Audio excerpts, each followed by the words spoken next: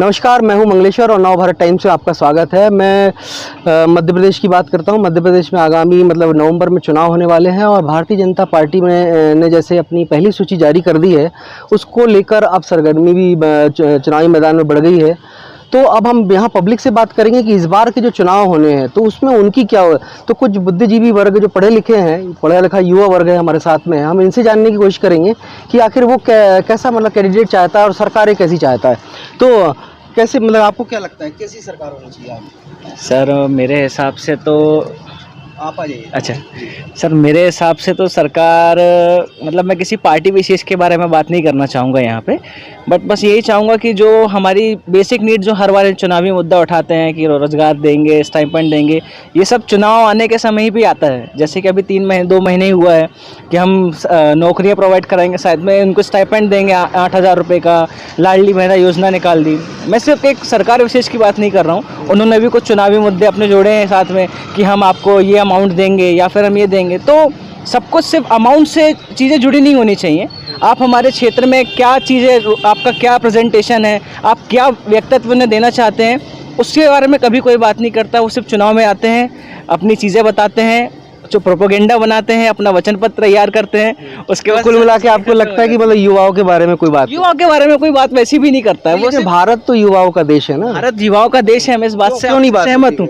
But आप देखेंगे हमारा जो MP है, मैं किसी स्टेट के बारे में नहीं कर रहा हूँ, हमारे MP क्षेत्र में किस युवा को चुनाव लड़ने का मौका मिल रहा है जिसकी 40 साल के आसपास है। तो युवा क्यों नहीं फिर इस बात को उठाता है, क्यों नहीं बोलता है, डिमांड क्यों नहीं करता? युवाओं में मेरे हिसाब से सर ये है कि एक कुछ जागरूकता की भी कमी है। युवा इसमें चुनाव प्रचार में ज़्यादा ध्यान देता है चुनाव लड़ने की अपेक्षा, और पार्टी भी अनुभव में ज़्यादा यकीन करती है कि युवाओं में वो भरोसा कम करती है। तो देखिए कि इन्होंने सही बात बोली कि भारत युवा वाला देश है, लेकिन युवाओं की बात कहीं सोची और बोली नहीं जाती कि और युवाओं को सिर्फ बातों करने के लिए लगा दिया जाता है। बाकी जो अनुभव की बात आती है कि राजनीति में कहीं ना कहीं अनुभव की बात आती है, युवाओं को कहीं ना कहीं इसका कुछ वेटेज नहीं मिल पाता। तो आपको क्या लगता है इससे क्या नुकसान होगा? सर देखिए, ये बात सच है कि युवाओं को सिर्फ यूज़ किया जाता है, उन्हें सिर्फ यूज़ किया जाता है, जस्ट प्रलोभन दे दे कि हाँ यार आप इसमें लगे रहिए तो आगे आपको जाके भविष्य उज्ज्वल रहेगा। हम किसी एक पर्टिकुलर चीज़ के लिए बात करें कि अगर किसी अगर कहीं जॉब कर रहे हैं, तो अगर बंदा यंग है, एनर्जेटिक है, तो उसका पोटेंशियल बहुत ज़्यादा अच्छा होगा। जब पोटेंशियल अच्छा होगा तो उससे इम्पैक्ट उससे अच्छा आएगा, वो कनेक्ट कर पाएगा यंग ब्लड से। बट आप सिर्फ एक्सपीरियंस को लेके उसी फोर्स पे चाहते हो कि रिज़ल्ट हमको उसी फोर्स पे आए, दैट इज़ इम्पॉसिबल। आप कहीं ना कहीं सिर्फ प्रलोभन देके चीज़ों को ख़त्म कर देते हैं, उसका यूटिलाइजेशन करते हैं, उसके बाद चीज़ें ख़त्म कर देते हैं। अगर युवा वर्ग को अगर चांस देते हैं आप, तो उसमें सिर्फ एक चीज़ें बहुत अच्छी छन के आएंगी कि बंदे की नई सोच होती है, नई टेक्नोलॉजी होती है, नया फ्रेमवर्क होता है, उससे उसको जो रिज़ल्ट ओरिएंटेशन है बहुत अच्छे मिलते हैं। नॉट ओनली इन किसी पर्टिकुलर ग्राउंड या वर्क की बात करूँगा, अगर वो जैसे अभी एक एग्ज़ाम्पल ले लें कि पॉलिटिक्स में अभी पहले क्या चलता था कि हमने आपको इतना अमाउंट दे दिया, अगर किसी सेंट्रल ने आपको स्टेट में कुछ अमाउंट दिया, और एग्ज़ाम्पल देता हूँ 2 या 3 लाख दिए, एक बहुत छोटा एग्ज़ाम्पल दे रहा हूँ, और उस जब देने के बाद फिर बंदे ने उसका यूटिलाइजेशन कैसे किया, इसकी कोई वो नहीं रहती। परंतु आज के इसमें यंग ब्लड ये सोचता है कि अगर हमको जो अमाउंट मिला है, हमने ऐसे इस चीज़ को यहाँ इस्तेमाल किया, we are responsible for that, और बताते हैं कि सर हमने इसका ये यूटिलाइजेशन किया, यहाँ पर हमने ये अचीव किया है, नेक्स्ट टाइम मेरे को इसका और इतना चीज़ें चाहिए फॉर दिस पर्टिकुलर फ्रेमवर्क। वर्तमान की सरकारों से खुश हैं सर? अभी फ़िलहाल तो पर्टिकुलर अगर मैं MP की बात करता हूँ, तो पर्टिकुलर एक कैंडिडेट जो हमारे मामा जी हैं, फ्रैंकली स्पीकिंग मैं सेटिस्फाइड नहीं हूँ।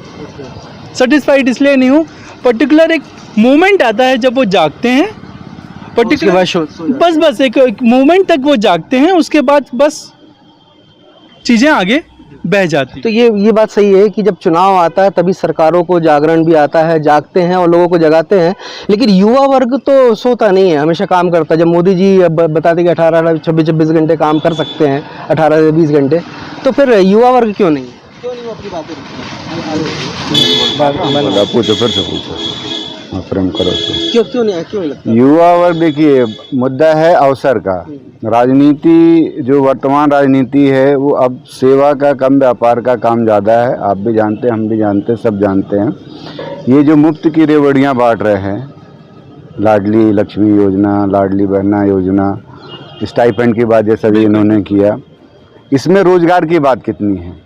युवा के लिए रोजगार की बात कितनी नौकरियां सृजित किया है पिछले 20 साल में एमपी गवर्नमेंट ने, चाहे वो किसी भी पार्टी हो, कांग्रेस की हो, बीजेपी की हो, किसी की भी सरकार हो। दरअसल वो सिर्फ अपने फ़ायदे की देखते हैं। नौकरी देने का मतलब है कि उनको रोज़गार बनाना पड़ेगा। ये फ्री में आपके टैक्स के पैसे से 3 महीने अभी दे दिया, 3 महीने बाद में दे दिया, 6 महीने बाद सरकार बन गई, बंद कर दिया, आप कुछ नहीं कर सकते। सवाल ये है कि रोजगार सृजन के अवसर सरकारें कितना पैदा करती है, जो वो बिल्कुल नहीं करती और वो चाहती भी नहीं। रोजगार आपको देंगे मतलब आपकी जिम्मेदारी उनके ऊपर आ जाएगी। वो सिर्फ सत्ता चाहते हैं किसी भी कीमत पे, और सत्ता के लिए वो कुछ भी बांटने को, कुछ भी करने को तैयार है। वो चाहे कांग्रेस हो, चाहे बीजेपी हो, कोई भी हो। तो आप कैसी सरकारें चाहते हैं? भी जो आने वाले ऐसी सरकार चाहता हूँ मैं, सबको ऐसी सरकार ही चाहनी चाहिए कि जो रोजगार के अवसर न, युवा पीढ़ी आप देखिए, आप 2/3 मेजोरिटी जो है युवाओं की, वो घर बैठे हैं, 2 GB डेटा खर्च कर रहे हैं, पिताजी की पेंशन से खाना खा रहे हैं। क्या सरकारें उनके लिए कर रही? एक जनरेशन पूरी चली गई।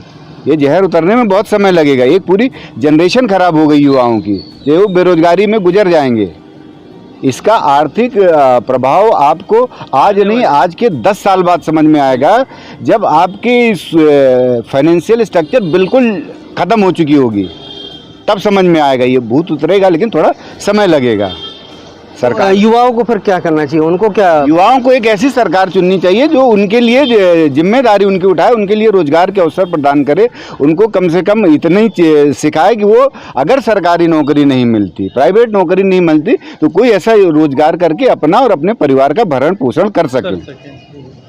तो ये बात तो बिल्कुल सही है कि सरकारें रोज़गार तो सिर्फ नाम मात्र के लिए जो प्रोपेगेंडा है यूज़ करती हैं, बाकी वो ढंग से दे नहीं पाती हैं। तो कहीं ना कहीं युवाओं को अब खुद ही मतलब उसका रास्ता निकालना पड़ेगा, रोज़गार सृजन करना पड़ेगा, और जो उनको लगता है जिस फील्ड में, उसमें काम करना पड़ेगा, तभी वो अपना फ्यूचर और परिवार को सिक्योर कर पाएंगे।